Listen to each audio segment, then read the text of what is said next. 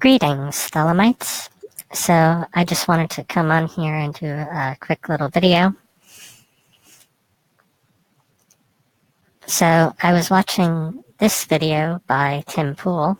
I'm a very big fan of Tim Pool. I actually met him when he had his panel discussion with Sargon of Akkad in New York.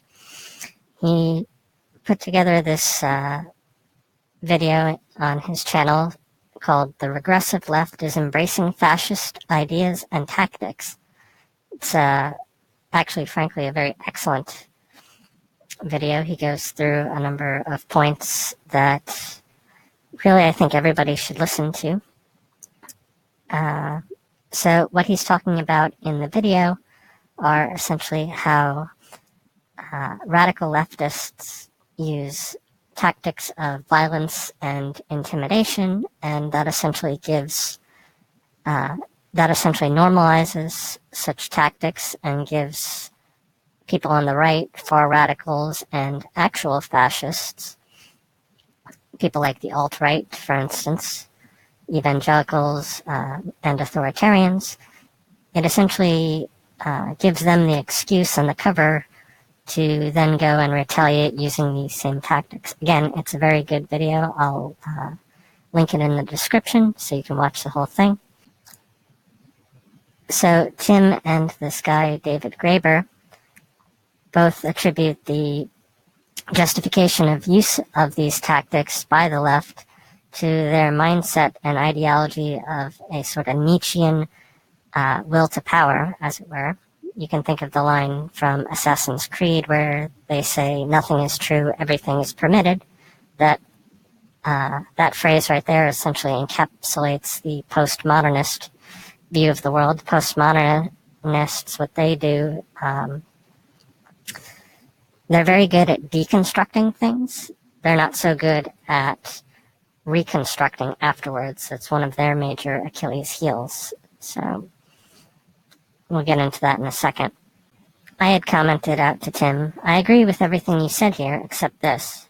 The postmodernists are actually correct when they claim nothing is true, everything is permitted, because the universe does operate on will to power. And whether we're living in a simulation or simply a world in which we're all limited by our own biased senses that give us a partial picture, none of us knows the whole objective truth. The key to morality and civility, however, lies in making sure those who call for moral order and non-aggression receive sufficient power to maintain peace and harmony, to make sure those who want us all to live in a world of fair rules have more power individually and collectively than those who seek to overthrow the established order and fling us into chaotic hell." So my personal view of the world is sort of a Hegelian dialectic, sort of Hegel's pendulum, where everything is just a reaction to whatever came before it, going back and forth, hopefully getting closer and closer to some sort of reasonable center, but usually overswinging the mark in the process. And then combined with essentially the postmodernist view of nothing is true, everything is permitted, that we're either living in a simulation or some variant thereof, or the will to power. So towards that end, I actually really like Tim's video a lot in talking about the will to power. There's a lot of good information in this. I had actually added it to this playlist that I've been compiling over several months called Lessons in Power, to sort of give both myself a reminder and for anybody else that's interested, just some essentially quick lessons into the nature of reality. This one in particular here, Shutter Island, God Loves Violence, is very, very good. You can see a number of the other ones that I have collected so far.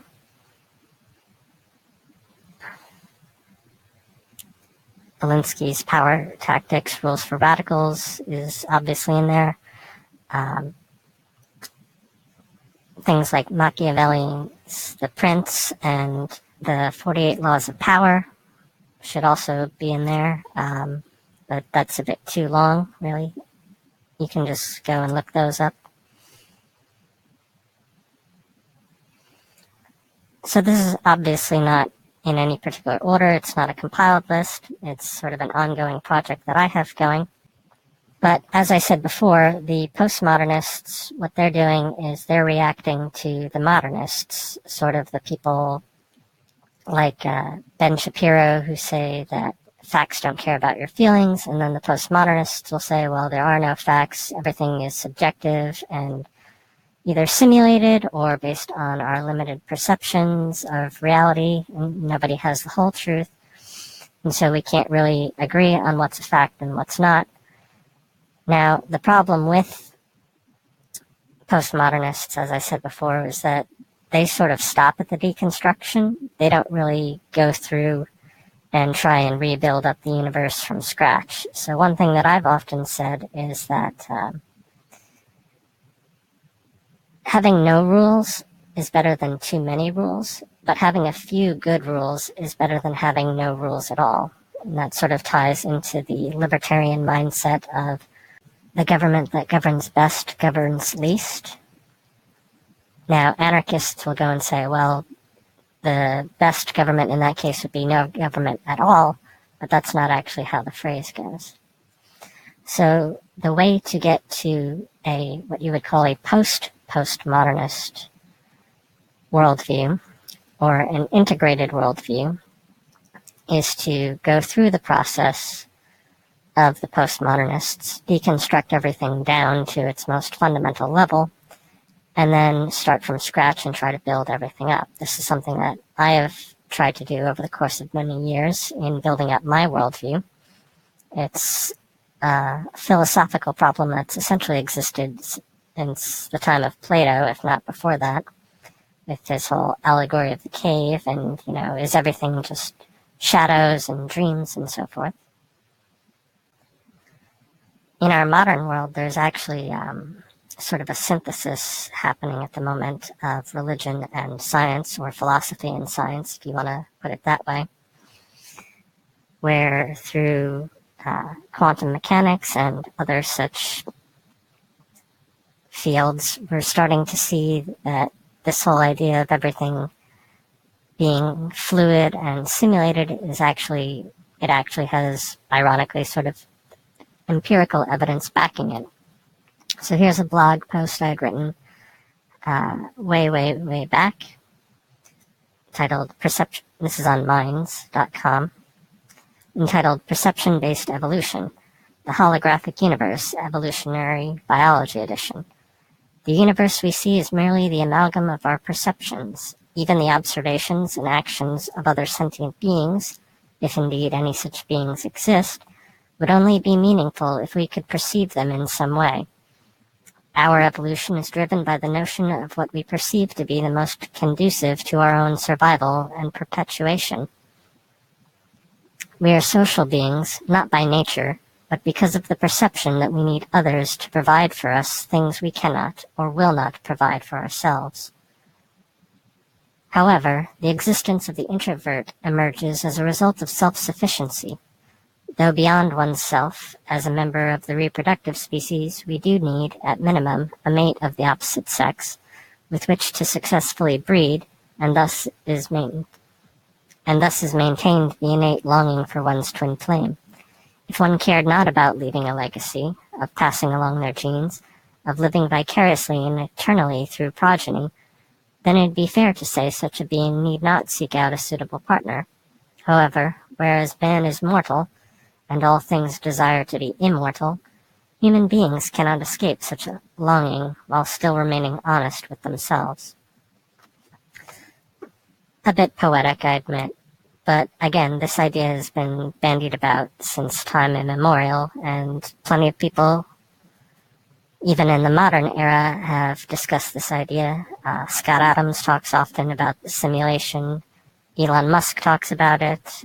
Neil deGrasse Tyson and Carl Sagan have talked about it. CGP Grey and Kurzgesagt have both talked about it on their channels as well.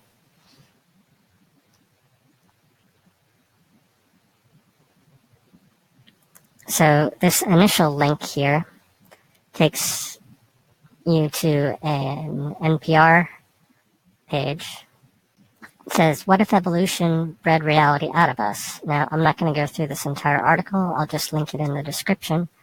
But it's by an astrophysicist by the name of Adam Frank, talking about the theory put forward about evolutionary biology by a man by the name of Donald Hoffman.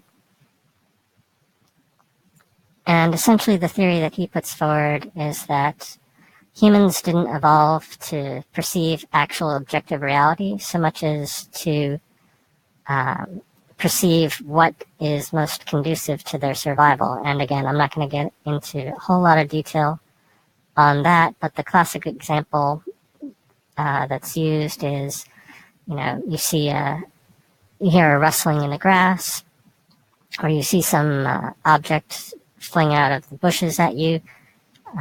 Maybe it's a stick, maybe it's a snake. Evolutionarily, you're probably programmed to view it as a snake, even if it's a stick, because if you viewed it the other way around, if you viewed it as a stick when it was really a snake, you'd wind up dead. So those genes didn't get passed along.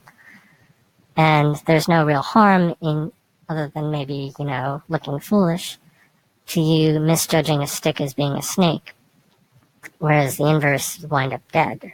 So in that case, it's sort of a Pascal's wager where you err on the side of caution, even though you're not necessarily viewing the world objectively. So you can read through that whole thing. It's very interesting, and there's a TED Talk link to it as well that gives more examples of this. So then the question becomes, if we're living in a universe where nothing is true and everything is permitted, what motivation do we really have to have any sort of moral rules at all? Why not just smash and grab everything that you can? So a while back, I had written this article entitled The Origins of Morality, essentially taking Sam Harris's determinist worldview and Scott Adams' determinist worldview in opposition to, say, Stefan Molyneux's free will worldview, and showing how even in a determinist universe, you can still arrive at a set of moral rules through the natural process of symbiosis. Now, I'm not going to go through this whole thing. I'll just link it in the description so you can read it.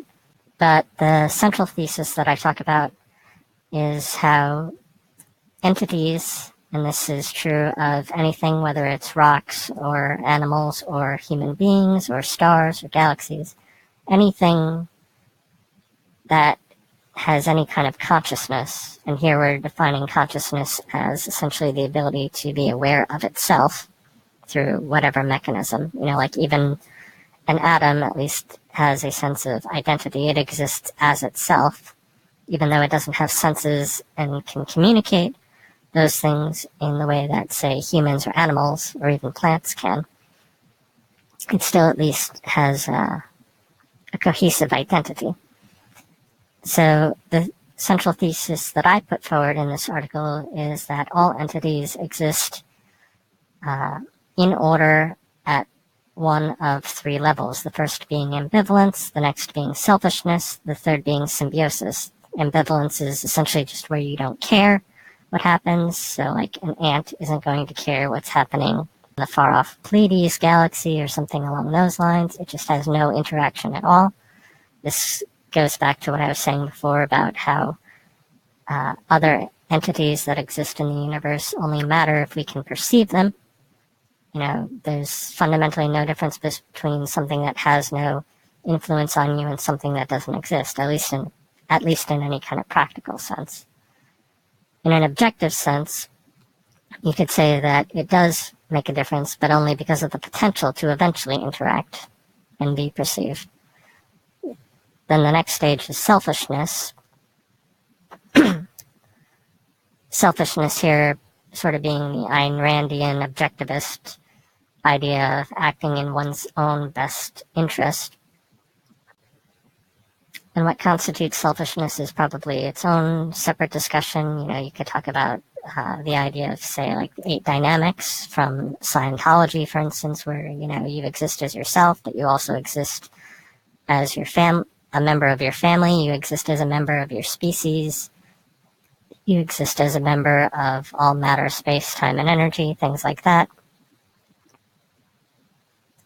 And then symbiosis is basically just the biological concept of beings setting aside pure selfishness in favor of doing something beneficial for another entity at its own expense with the expectation of reciprocity. So I'm not going to get into all that. You can just go on Wikipedia and look up what symbiosis is if you want to learn more on that. So those are just my brief thoughts in response to Tim's video there. Again, I'll put all the links to everything in the description if you want to read and watch more in depth on that.